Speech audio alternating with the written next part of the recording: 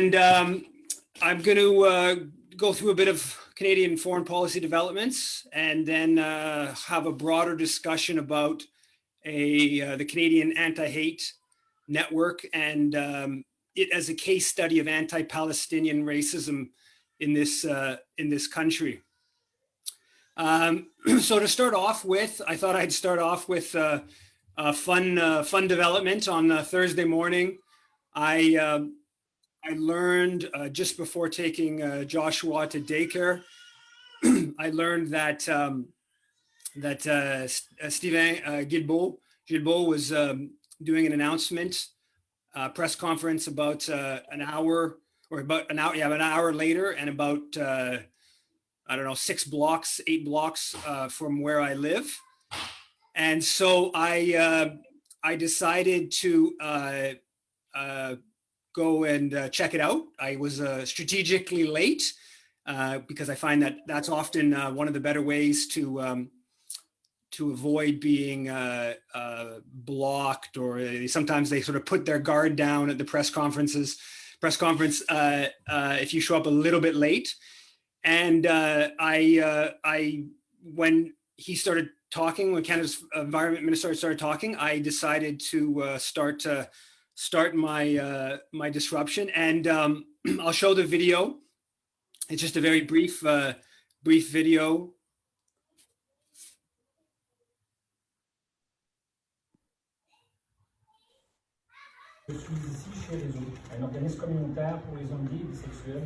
You're a climate criminal. Criminel climatique.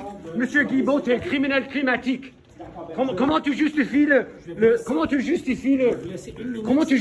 Baie du Nord? Comment tu justifies le Baie du Nord?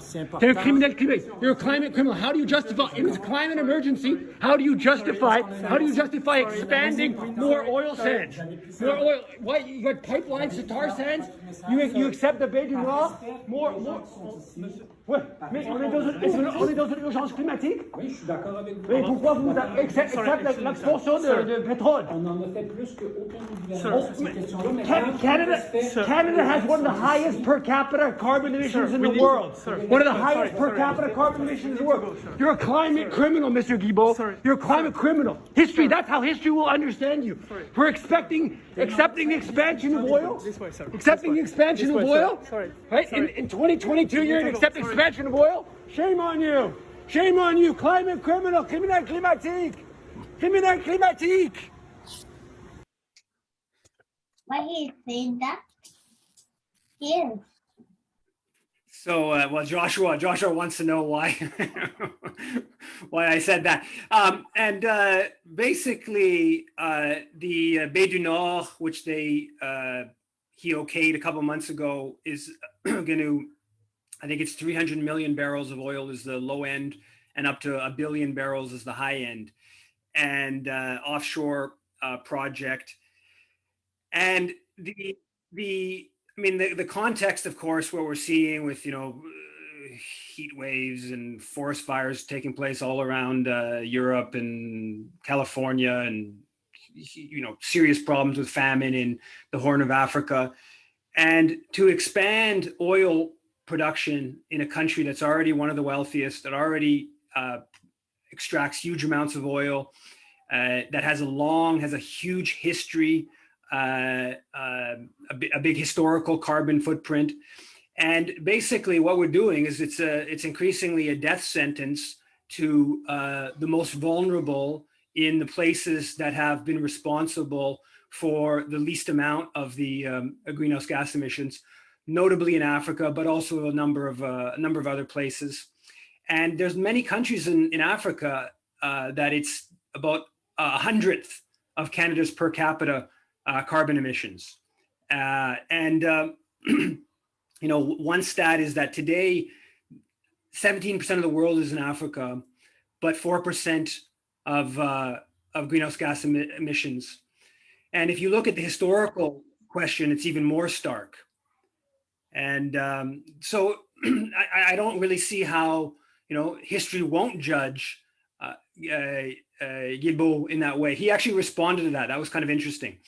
He responded about how history would judge him. And so the disruption was very effective. It literally, it was not even a half an hour of my time. And there was an article in La Presse, an article in Journal de Montréal, article on TVA. There was a corporate radio that did a 7-minute segment all about whether he had, because he was an environmental activist beforehand, and whether he had sort of basically sold out his environmental politics since becoming minister. And again, this was 30 minutes of my time. I was in the room for 2.5 minutes in total.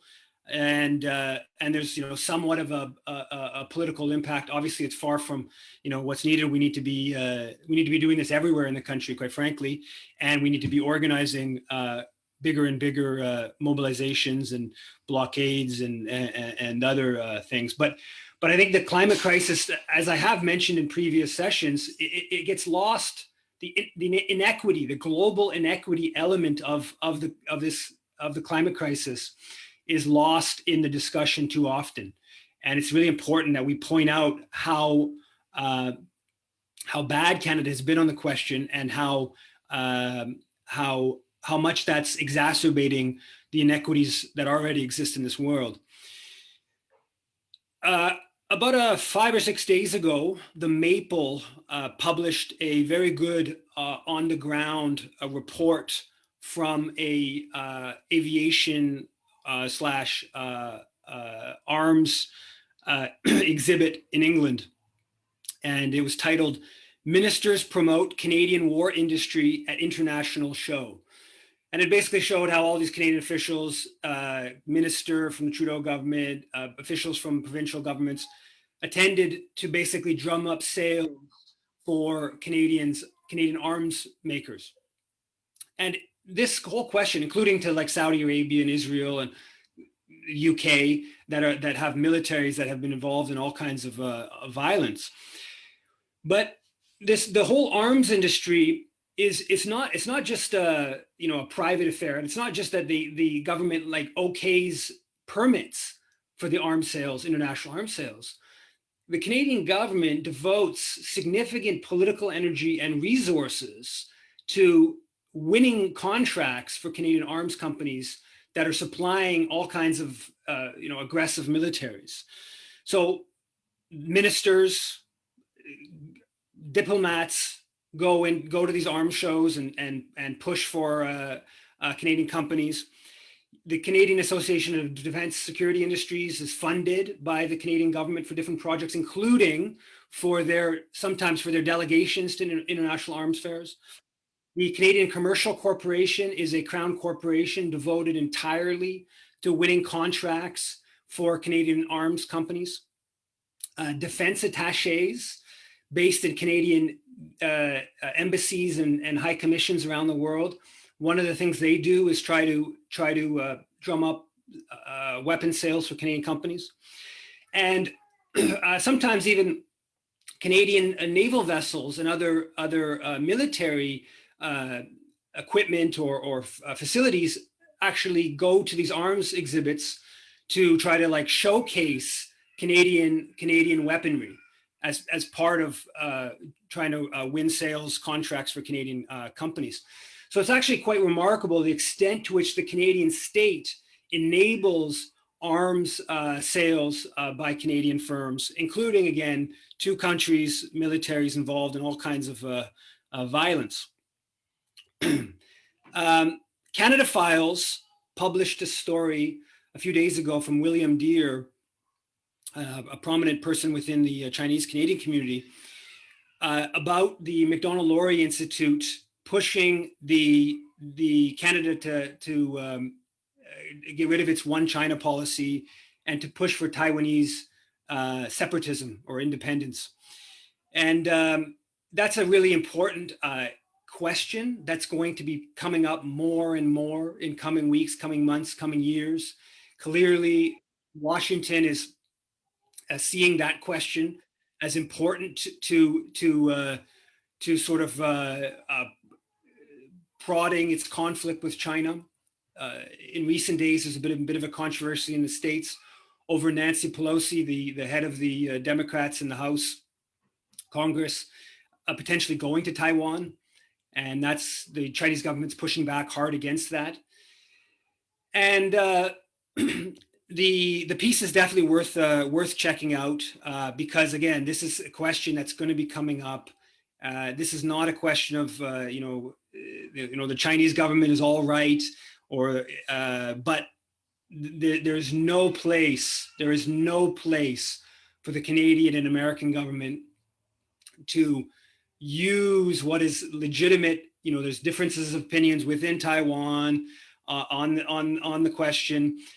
This is no place for Canada to try to stoke conflict, potentially militarized, and it's way better to just continue with the situation as is, where we recognize one China, but in effect, Taiwan operates independently. July 20th was the 1-year anniversary of the Ariel Henry being appointed the prime minister in Haiti, basically being made leader after the assassination of Jovenel Moïse.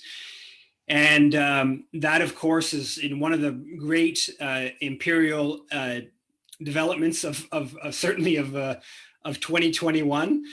It was done by tweet. Literally, the core group of foreign ambassadors, Canada, the US, France, OAS, EU, basically said that he was leader. There was 3 different individuals seeking that position after Moise's assassination. Ariel Henry has there's really no legitimacy to his position.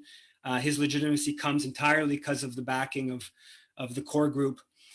And I thought important to note that. And unfortunately, we're seeing things in Haiti just go from bad to worse. Just yesterday, there was a boat that capsized. I think it's 17 people dead trying to flee the country. There's been a huge amount of killing, gang violence, and it's framed in our media as the Haitians can't run their own affairs. But if you look at the role of foreign intervention in causing instability, and is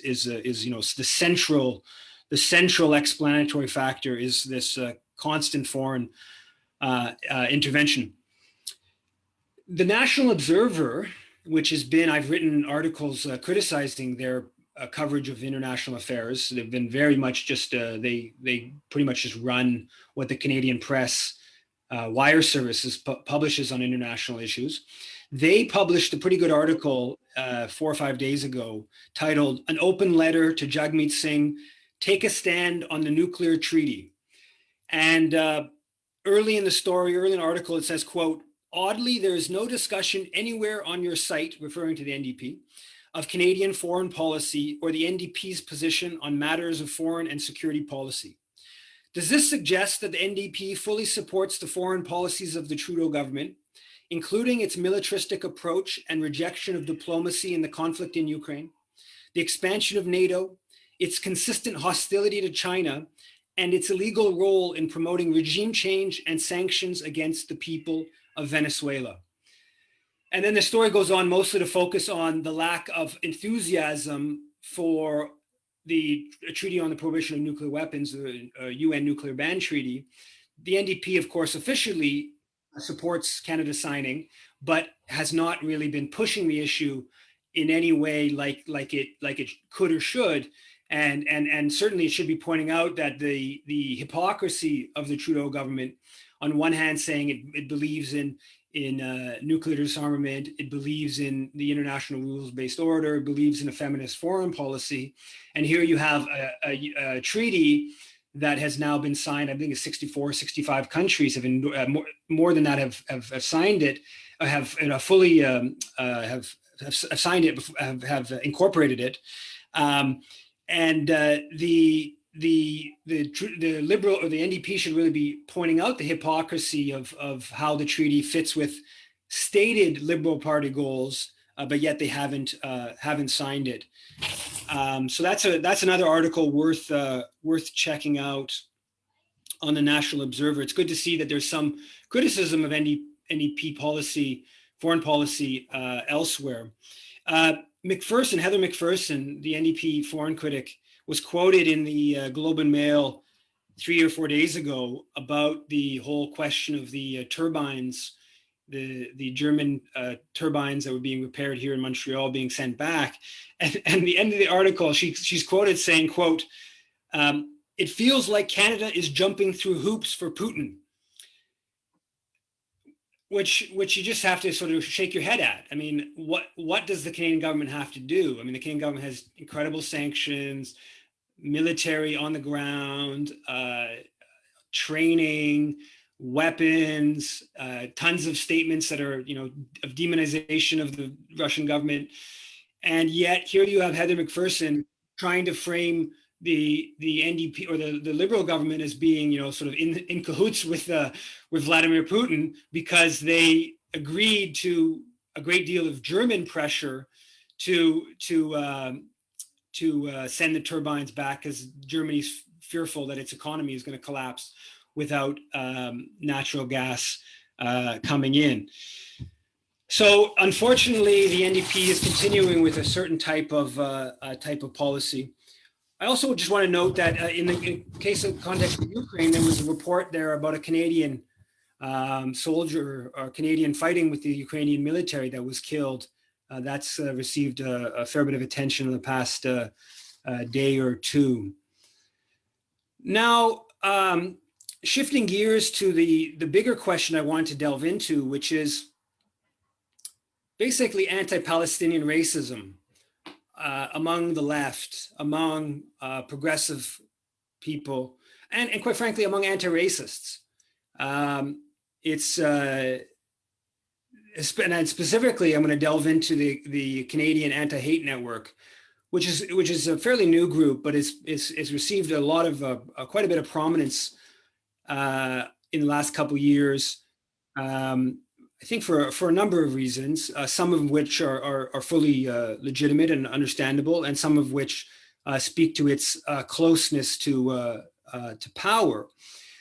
What got me going on the issue? I mean, I've been aware of their politics, and notably the head of the organization, Bernie Farber. He's somebody on my radar now for many years. But what sparked my interest just recently was that I came across the fact that a couple of researchers for the group just did this thing called Hatepedia. And it's a list of different hate symbols and hate groups in Canada. I think good work, trying to undermine, catalog some of the far right groups that are operating. But this was done in conjunction, or mostly for, the United Jewish Appeal of Toronto. And the two researchers that did it, I think the main players in it, Dan Colin and Etienne Quintal, both apparently they work for the Canada Anti-Hate Network, and they also appear to work for the United Jewish Appeal Toronto's Sarah and Chaim Nürnberger Holocaust Education Center. Now, United Jewish Appeal of Toronto organizes the annual Walk for Israel. They also sponsor the Center for Israel and Jewish Affairs. So they organize the biggest pro-apartheid march every year, and they fund, it's their advocacy arm, CJA is their advocacy arm, the biggest pro-apartheid lobby group in this country. So here you have anti-racist researchers, activists, whatever you want to call them,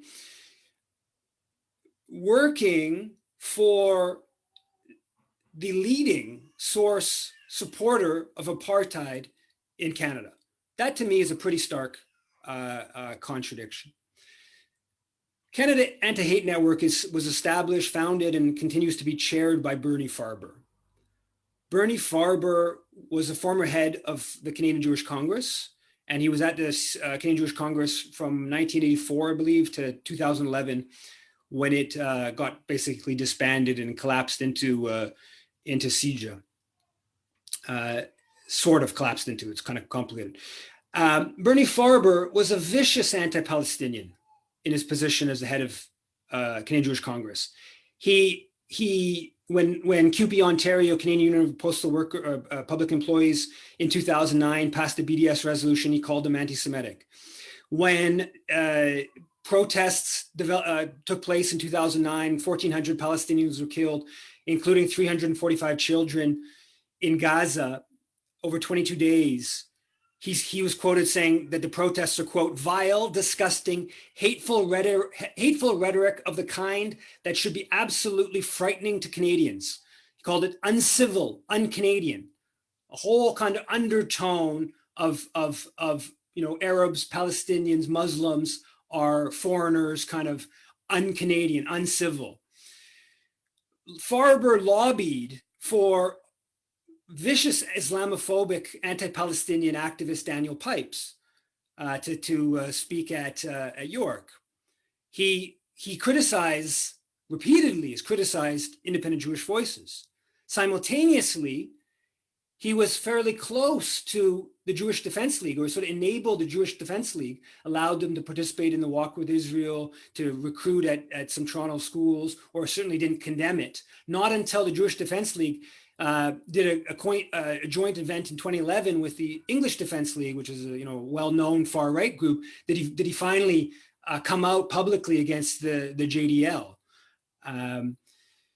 Now, what got me really going on Farber was amidst looking at the Canada Anti-Hate Network recently because of this Hatepedia thing, I came across a video that Farber, a clip of him speaking in 2010 when Israeli troops boarded the Mavri Marmara and other boats trying to break the illegal and brutal siege of Gaza.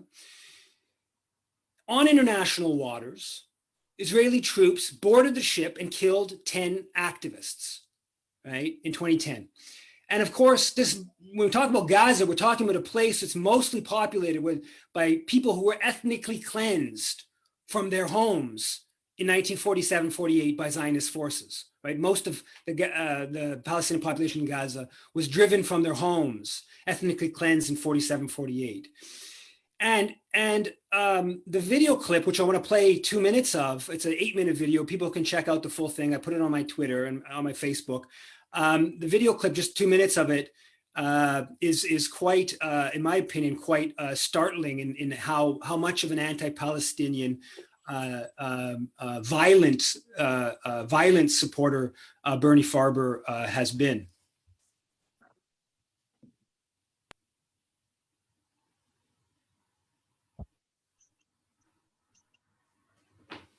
30th, the Jewish community of Toronto took to the street in its thousands to participate in the annual Walk for Israel sponsored by UJA Federation.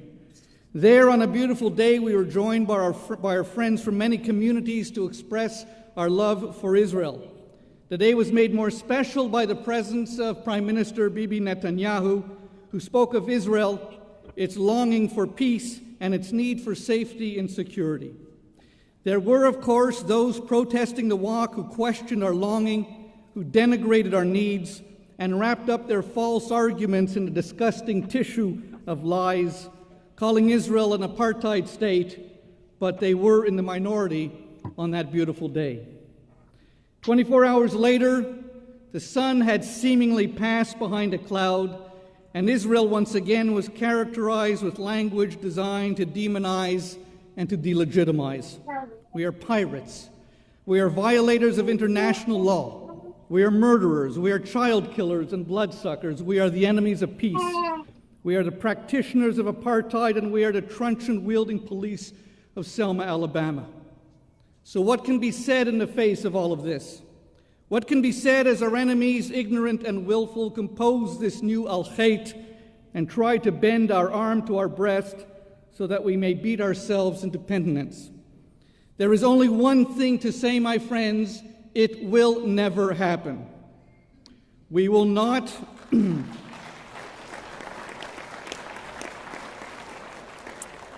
we will not, as a community, accept the fantasy that others have of Israel as being its reality. We will not accept the explicit notion that Israel is forbidden to protect itself, nor will we accept the implicit notion that the only good Jew is a subservient one or a dead one. We will not accept these notions. And we will not. So that was Farber speaking in this very aggressive way after Israel killed 10 international activists trying to bring humanitarian aid into Gaza with the intent, the rightful intent, the righteous intent of defying Israel's ongoing siege of Gaza, and to help the Palestinians draw international attention.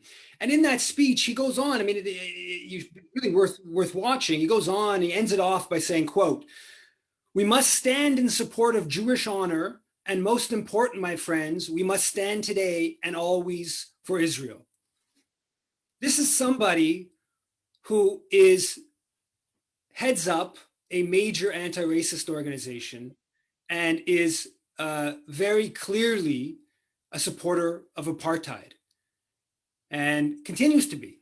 He continues to promote the International Holocaust Remembrance Alliance anti-Palestinian definition of anti-Semitism. He attacked food vendors in 2020. He attacked food vendors, a pro-Palestinian restaurant in Toronto that ultimately was taken down by an assault from anti-Palestinian lobby trying to bankrupt it. And the Canada Anti-Hate Network, they do some good work. I support a big chunk of their work in undermining the far right. There's no doubt. There's good work that is done to catalog the far right, to disrupt the far right, etc. But also we have to be really clear that they kid gloves for the JDL, the Jewish Defense League, which is a banned organization in Israel and in the US. The FBI put it on its terrorist list for some of their murders, and has been one of the best organized far right groups in this country over the past decade. They say very little about Zionist racism, Zionist hate taking place in this country. And again, this is an organization, the Canada Anti-Hate Network, that's all about like associational politics, right? That politician met with that person who has like a far right background, or that at that demonstration there was some racist signs, a couple of racist signs at that demonstration. So they're really into that type of associational politics, and yet their head of their group has this whole anti-Palestinian history that they don't say anything about. This is just complete silence. They don't feel any need to disassociate from his anti-Palestinianism. And this continues, right? If you go on Bernie Farber's Twitter, he's regularly linking to or tagging people from the Center for Israel and Jewish Affairs. They work with the Anti-Defamation League in the US, which is at this point basically a far right group, vicious anti-Palestinian, a hard right group in the States. So I think that the Canada Anti-Hate Network offers us a window into the depth of anti-Palestinian racism in this country. Additionally, it's not just about anti-Palestinian. I think that's in some ways the most stark, but also if you look more generally, they ignore the most overt Canadian racism, right? And the racism tied to Canadian foreign policy. So for instance, in Haiti, Canada's part of this core group of foreign ambassadors, which if you go on, Haitian activist Twitter accounts, they talk about endlessly. It's basically the white ambassadors. There's pictures of the core group, all either white or light skinned, dictating to 11 million Haitians. This is crass racism. Or things like the Five Eyes intelligence sharing arrangement, which is Britain, UK, Australia, New Zealand, Canada, the US. What is that? What connects those countries? that they are, you know, the British Empire and the main European settler colonies. Not that they have more English speakers. You know, India has way more English speakers. Nigeria has way more English speakers. Not that they're geographically next to each other, but it's that they are basically the, you know, European settler nation. So nothing about that from the Canada Anti-Hate networks in there when they talk about racism.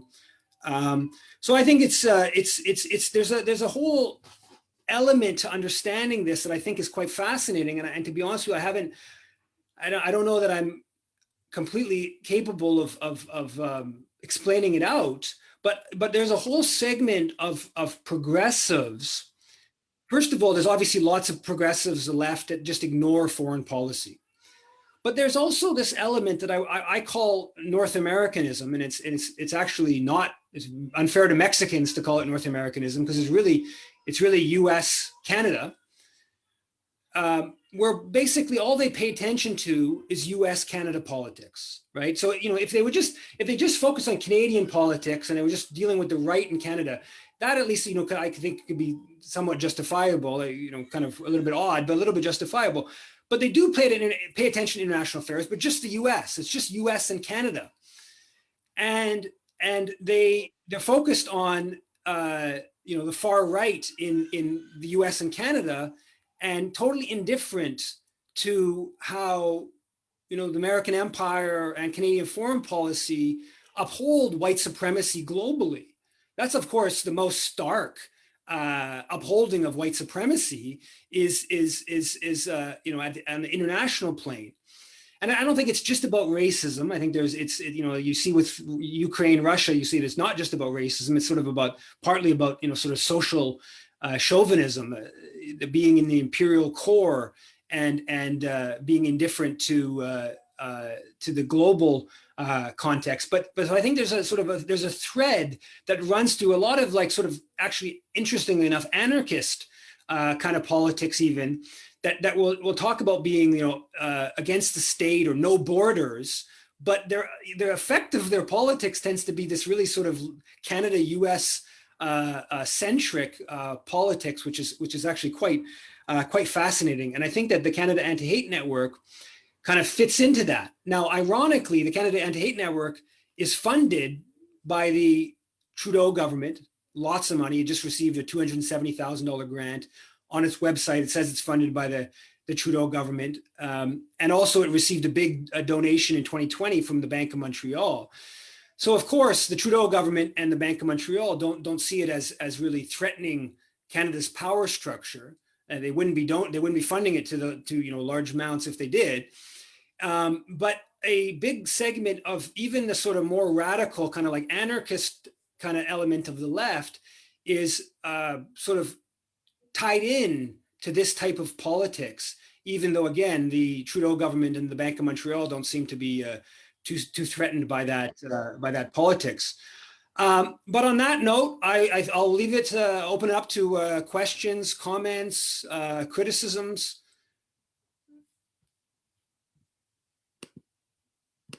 Go ahead, Laura.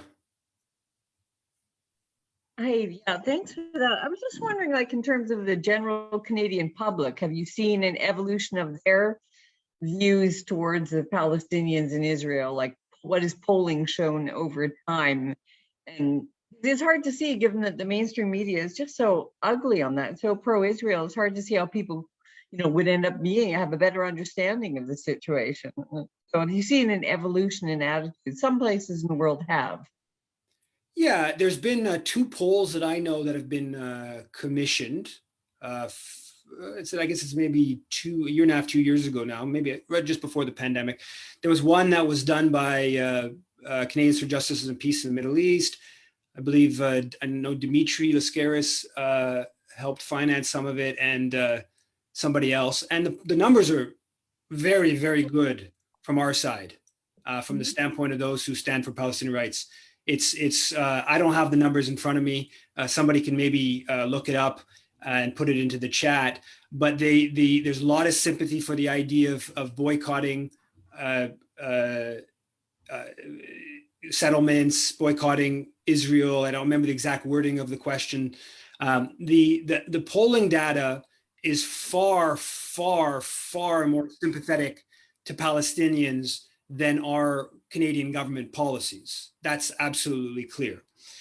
And also, I think that we see you see that a little thing through the NDP, where everyone understood that if the NDP at their most recent convention there, I guess it's a year and a bit ago, where there was a big fight on the for the Palestine resolution that ultimately passed.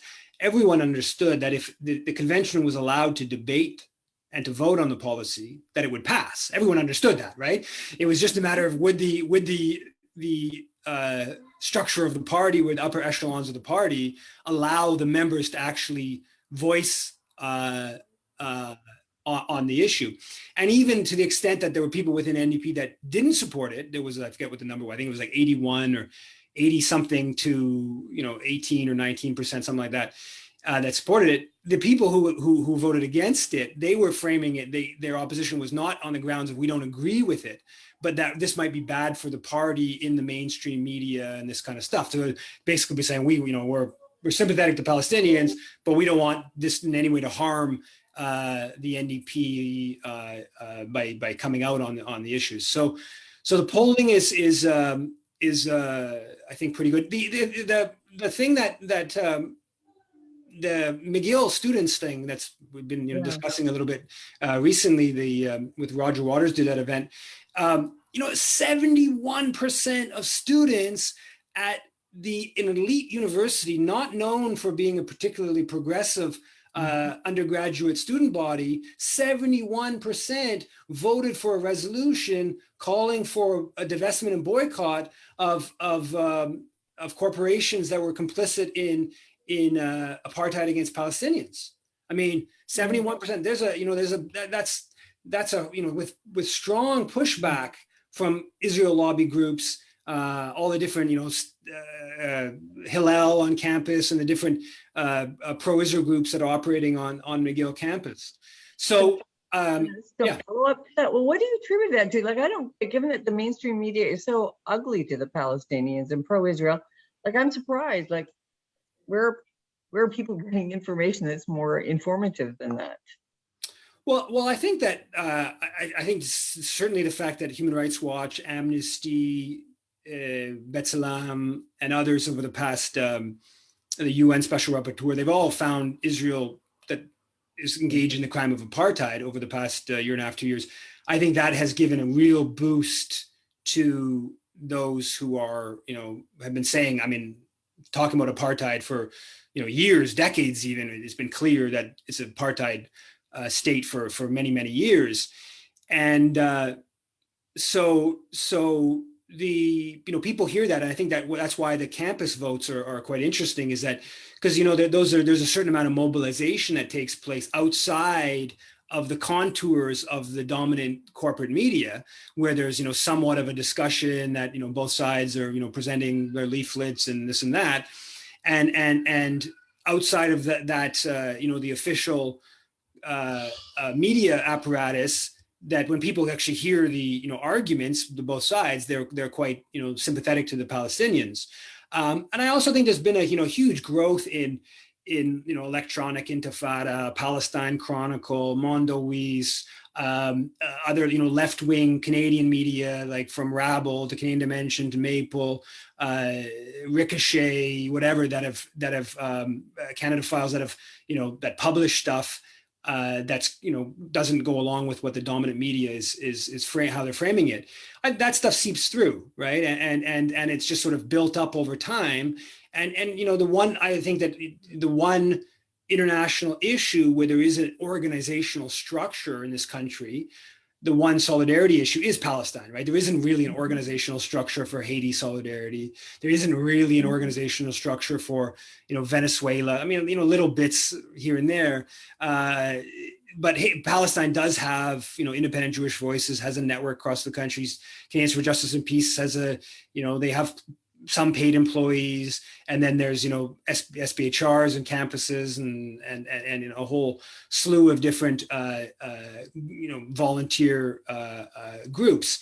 So that builds up over time. And I know from, you know, on a personal level, I know exactly where I started learning about the Palestinian cause was receiving a booklet early in my at Concordia University, and getting a leaflet at the top of the stairs and going to this pizza place, and I was eating my pizza and reading this pro-Palestinian booklet, and I was like, I didn't know any of this stuff, and that was the beginning of you know, knowing some bits of the issue and paying attention, and I think that the, you know, the facts are so overwhelming that once you start looking at the issue from an international justice and anti-racist and anti-colonial perspective, you know, all the sort of lies and all the spin that's coming from the pro-Israel side, it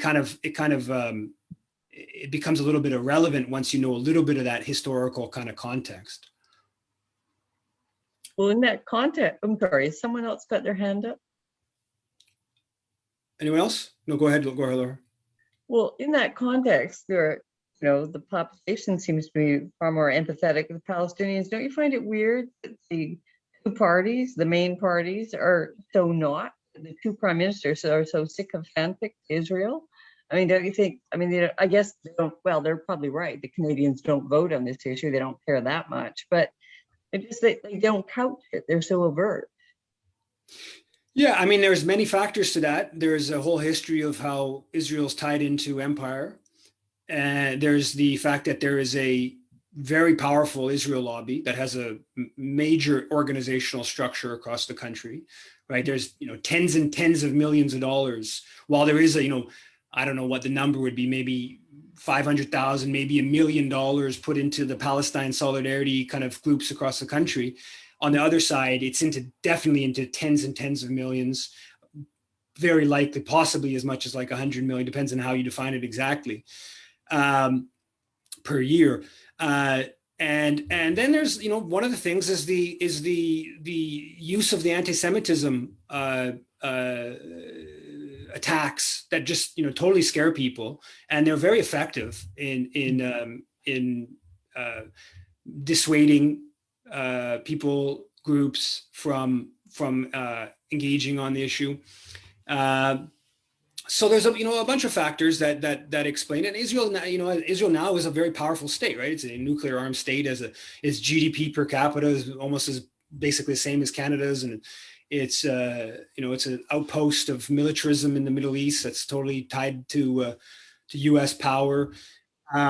So that, you know, that's largely explains the outrageous position of the Canadian government, right? Outrageous when, you know, Trudeau is outrageously pro-Israel, right? Yeah. They have a, you know, they organized a pizza party for Canadians fighting in the Israeli military. The Canadian embassy in Tel Aviv organized a pizza party to celebrate Canadians going to fight for the Israeli military.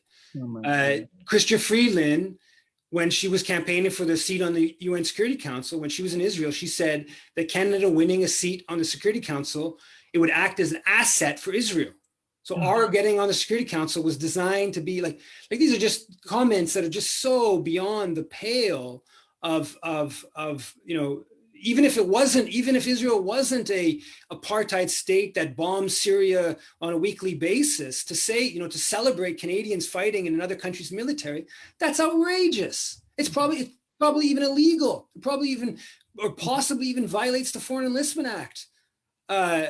You know, so yeah, it's a Canadian policy, but this is not new. This is century old, right? I go into the whole history of that in my book, Canada and Israel Building Apartheid, from 2010. It's a century old of Canada being a bastion of Zionism. And quite frankly, Zionism is not able to ethnically cleanse and dispossess Palestinians if it isn't for Canada, obviously Britain primarily, Canada, Britain, and some other countries active enabling of that. Because I don't see hands up, if I could just ask one more question, which is about the prevalence of anti-BDS laws. You know, in the US where I am, 46 of the states, I think it is now, have anti-BDS laws. Like in my state, North Carolina, for any company over 10 employees, you can't get government contracts if you support BDS. You have to sign that you will not. And I'm just wondering, in Canada, like, does that happen at the provincial level? Are there, I know there's something at a federal level, but what about at the provincial level? And there isn't a legal. There have been condemnations of BDS in the House of Commons. There have been condemnations in Ontario legislature, but there hasn't been a law like there exists in a whole bunch of U.S. states. And like I understand that there's actually some effort. Right, recently I just read an article a day or two ago at a federal level in the U.S. There's some Congress people or whatever that are pushing some sort of law at the federal level in the U.S. as well. So no, that doesn't exist in that way in Canada. But of course the whole like IHRA thing is designed to, you know, not in a try to basically, you know, criminalize certain criticism of Israel from the standpoint of being, you know, like hate speech or whatever. Nadia, go ahead. You're on mute.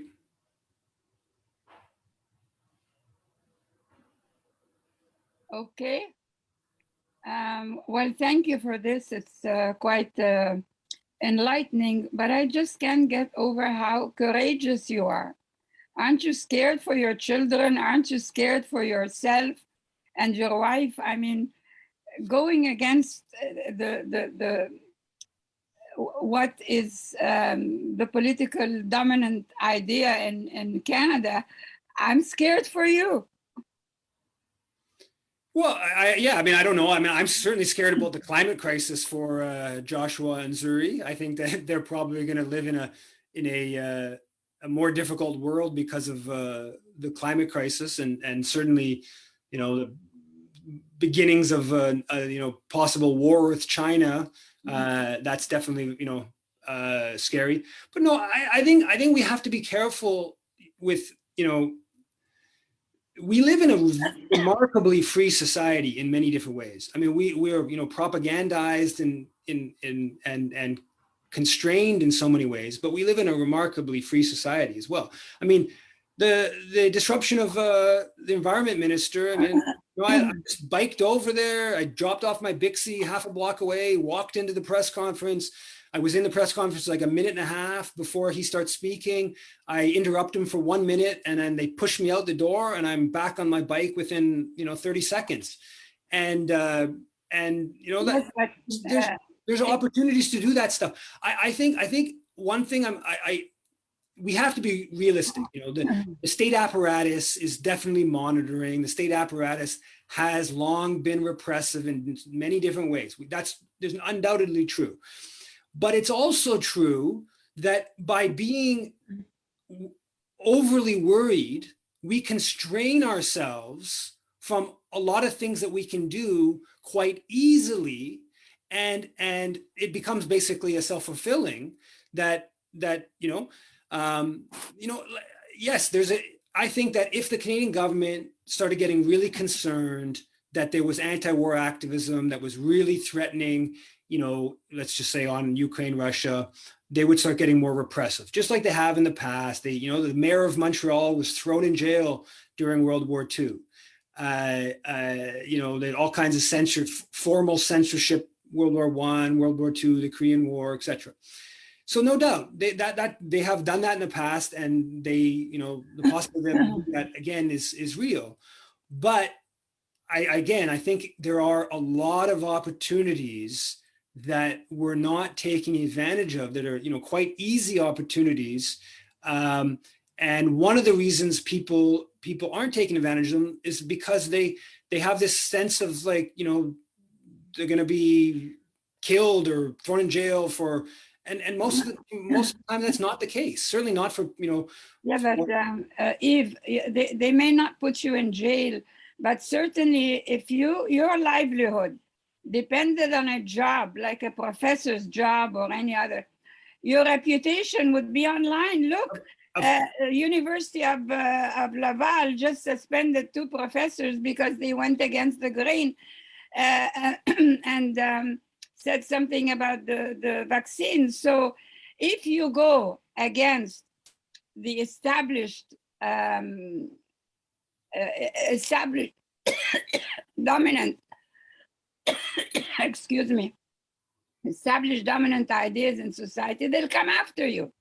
There's no doubt. If there's points of vulnerability, and from a professor, or if you even work for a labor union, or work for a community center, or whatever, if they have a way of Silencing you. yeah, that there's no doubt about that. And quite frankly, I mean, there's almost no corporate media that will publish anything that I write. That's, I'm excluded from, there's most of the sort of mainstream left they're not going to invite me to speak. Right. I mean, there are even, some kind of anti-war kind of groups. If they've had me come speak, there'll be people who'll say, "Oh, Yves an anti-Semite. He's anti-Jewish. He's, that's been he can't speak." And then there's other elements have been, "Oh, he don't like me because I attacked the NDP, criticized the NDP." So no, there's no doubt that by taking these types of positions, you basically get pushed out of almost all of official kind of like political realm. I worked at the Communications Energy Paperworkers Union. I was in the research department 2012 to 2014, and then it became Unifor. And when it became Unifor, I got pushed out. I got pushed out because I was writing under my own name. So not on work hours. I was writing like I had been doing, I've been doing since 2000. So continuing to write articles, and the Jerry Diaz, who's now been in, stealing, getting payments in brown bags. He basically just pushed me out. They gave me a severance to just go away. They did it in a very kind of structured kind of way, but explicitly, it wasn't hidden what the reason was. It was like, you are writing things on your personal time that the union doesn't agree with necessarily, and you basically, we don't want you in any way associated with the union. So yeah, there's no doubt that things like that are omnipresent. And I certainly, if you're somebody who's 20 years old and trying to make a living in anything to do with media kind of world, if you to take the positions that I'm taking, there's no job possibilities. There's no, whatever. Right. So go ahead, Anne.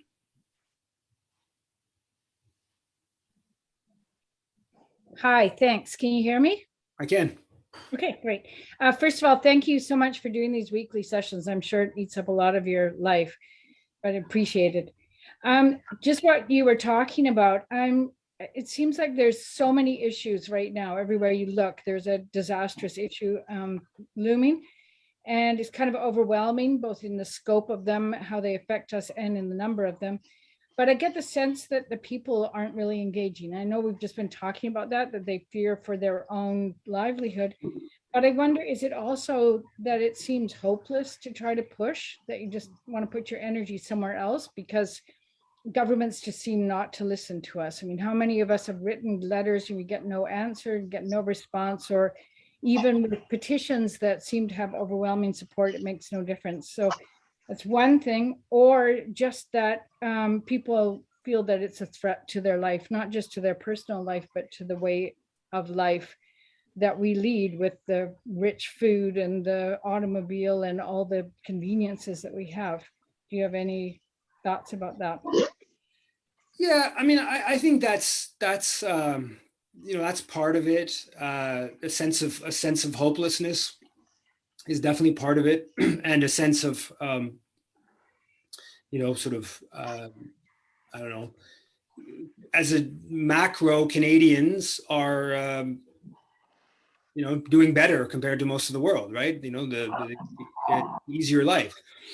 But I think that that things like sense of hopelessness, that's so tied to the establishment structures. It's like when you see like the Israel lobby, for instance, stuff, and the degree of like sort of empoweredness that is displayed.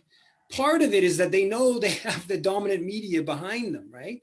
And so like progressives, we get a sense of hopelessness in part because like our version of things, it's, you know, we have to like organize a demonstration. We get 500 people to get one story in the paper, while, you know, the arms company put out a press release and it gets the story in the paper, right? So it's like so much more work to get, you know, some breakthrough into, you know, sort of mainstream kind of political dynamics.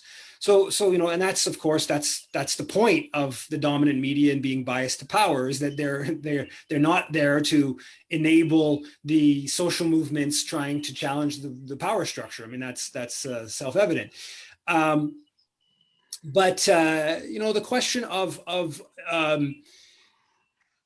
people being in, you know, certain kind of lifestyle. Now, that's a tricky one. I've done a book on the private automobile, and I somebody who believes that we need to basically completely remodel cities away from the private automobile.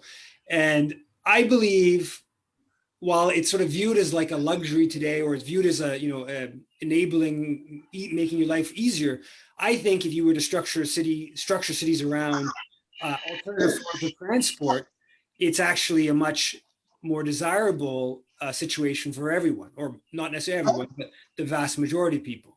And there, you know, you can even look at current day examples of, you know, Amsterdam versus Houston, or, you know, right, there's where it's, you know, way more walking and biking and mass transit oriented versus, you know, sprawling. Bye bye. So I think that there's these aren't to explain the private automobile, for instance. It doesn't do you much good to look at personal choice of individuals. It does a lot more good to look at the structures that have brought forward the dominance of the private automobile.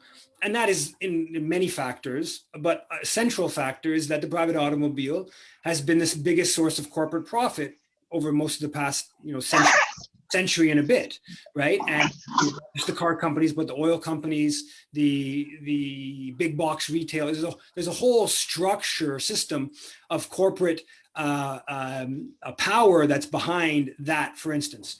And I think that generally, if you look at other areas of industrial life or political economy, you'll find that a lot of what are ostensibly our personal choices reflect the power dynamics of the corporate sphere and what they have been pushing. So it's always, I think it's always good to be a little bit cautious with how much we just sort of put it on individuals and their preferred lifestyle, stuff like that. I don't know if that explained it. Go ahead, Laurel. And you might be muted, Laurel. I am. Yeah. Here we go. Yeah. I'm not feeling hopeless, but I have difficulty figuring out how to find things to disrupt. And I mean, I've been talking with my sister about approaching Stephen Guilbeault about not only climate change but also mass transit and high speed rail. And that, you know, I need to get hold of his schedule and figure out who's going to be here in Montreal. And that's what I would like to ask you is how the heck do you find out where people are going to be, and how do you keep track of like Melanie Joly, Pablo Rodriguez, Stephen Guilbeault, who else is in the Liberal Party, but find out about their schedules. There's a couple of ways. So one, Hill Times has a daily brief that's sent out at 5 or 6 in the morning that says where basically the ministers and the opposition leaders, usually if they're going to be doing any public events across the country. Politico also runs a similar type thing, an email send out. So I get both those. I'm also on Trudeau's, the Prime Minister's office has an announcement thing about what he's going to be doing the next day. It usually gets sent out around 7 p.m. or 8 p.m. or something like that. Same thing with Chrystia Freeland. She has one of those as well. And then I just Google search, right? I do 24-hour Google searches. So I'll just punch in, and usually it's best done in the evening. So just punch in Pablo Rodriguez, 24 hours, a 24-hour Google search. Someone like Valérie Plante, the mayor of Montreal. I've gone to a couple of her press events and then decided not to intervene. That's to me where we should be intervening on transport issues, cars, and mass transit. But yeah, so you can just whatever politician you're looking for, just punch their name in 24-hour Google search. And often if they're doing a public press event, there'll be a press release or whatnot. And then sometimes some of them people send me things, and some of it's just in the paper, like Le Devoir has advertisements for the CORIM, the Conseil the Montreal International Council, where they have events about international speakers. They'll have ads in Le Devoir. And some have just kind of come across it randomly. Okay, good advice. Thank you. Thanks. So on that note, it's been an hour, and thanks everyone for coming out and participating. And again, I've people have ideas for speakers. I got sent a question about Cuba today, and I'll try to look at getting a speaker on that issue. And so any comments or questions that you want to send my way, or ideas for speakers or themes, please do. Thanks a lot, everyone. Take care. See ya.